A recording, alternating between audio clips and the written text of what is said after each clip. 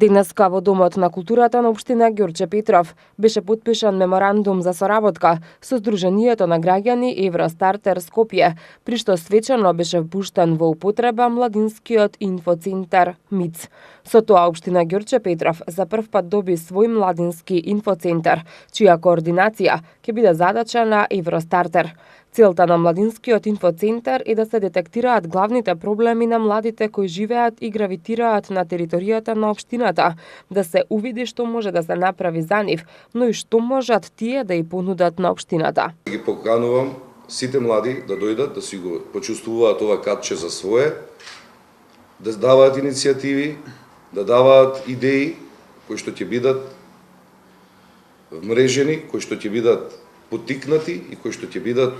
насочени кон искористување не само на европските фондови и на сите проекти кои што ги нуди нашата влада, како Фондот за иновации, самообработувањето, стимулирање на мерки за самоиницијатива и така натаму. Младинскиот информативен центар ќе работи во 2 смени, а ќе биде отворен и за драмски секции, музички проби и многу други активности во интерес на младите, а преку МИЦ ќе се споделуваат информации за постоечките иницијативи за едукација, до едукација и вработување, помагање во процесот на аплицирање на разни проекти и повици, вмрежување и стимулирање на создавање нови невладини организации, обезбедување катче за младите и невладините организации, како и организирање јавни дебати и настани. Тоа што сакаме да го направиме во младинскиот инфоцентар е некоја синтеза, што ја гледаме дека фали во општеството. Односно комбинацијата помеѓу бизнис секторот, невладиниот сектор, младите технички лица, предприемачи и не предприемачи, само технички лица, и сето тоа да го врзиме во еден простор кај што ќе има и социокултурна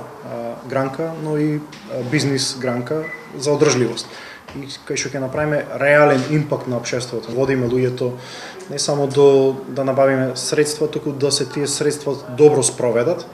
и да имаат крајен ефект. Значи не само ефект на носење на нови пари, односно чист капиталистички бизнис модел, туку реално да се вклучи, да има инклузија на социјалниот момент, кај што луѓето од социјала со активности во рамките на година-две ќе можеме да ги извлечеме од социјала да станат работоспособни нормални луѓе што можат самостојно да функционираат. Градоначалникот на Умовски потенцираше дека младинскиот инфоцентар представува реализација на една идеја која постоела веќе 1,5 година.